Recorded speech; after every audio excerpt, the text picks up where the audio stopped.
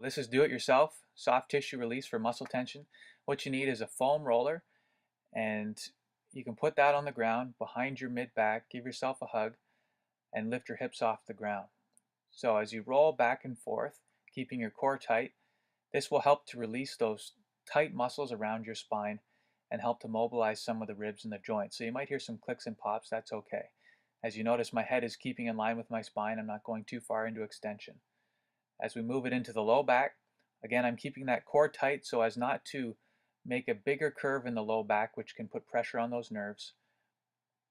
And as we move into the glutes, for a lot of people who have sciatic type pain or tight glutes or the piriformis, this will help to release it. So underneath your butt and putting a little bit of weight on that. So you can see I'm leaning more on the left cheek and rolling back and forth. Switch sides, and you can see more from the back here how I'm leaning over. And you want to find those tight spots and really work those. So you might roll it for a minute or two. I'm showing about 10 to 15 seconds each. Moving down into the hamstrings. We all know we have tight hamstrings. Try and touch your toes. So this will help release that. We can keep going down into the gastrocs or the calves. And this might be a little bit more tender. You don't need as much pressure, but you can do this on the back, also on the side. Turning over now, we're hitting the quads and the hip flexors. So as you can see, my one leg is stabilizing me, and I'm in a push-up position using my arms to roll myself back and forth, finding those tight muscles. If we turn over onto the side of the leg, we're hitting the IT band, which is tight in a lot of people, especially runners, and so be gentle.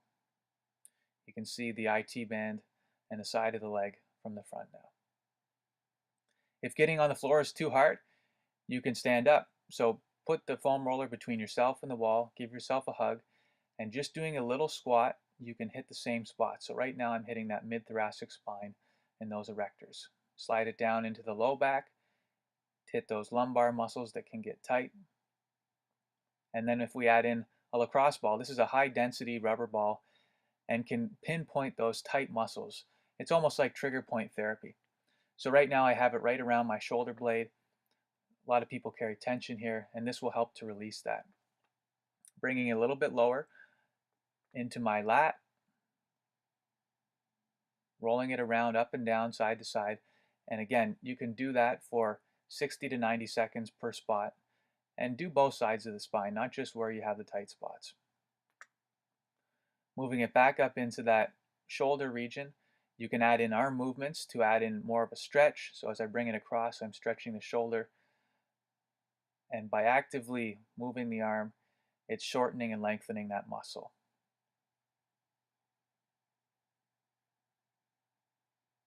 From the side, you can see it's right around that shoulder blade, the rhomboids, the mid-back, rolling around, and then adding in that shoulder and arm movement can create more of a stretch.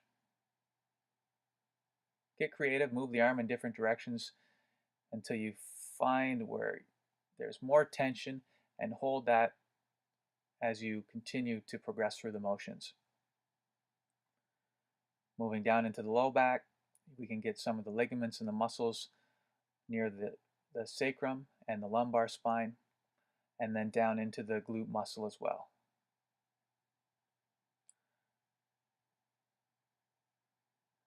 For those of you who want a little bit more, you like the pain, take it to the floor. Now gravity's acting straight down on you, and you're going to have your body weight on top of that ball. So again, around the shoulder blade, the muscles around the spine, and adding in those arm movements will really focus on those trigger points in those tight muscles.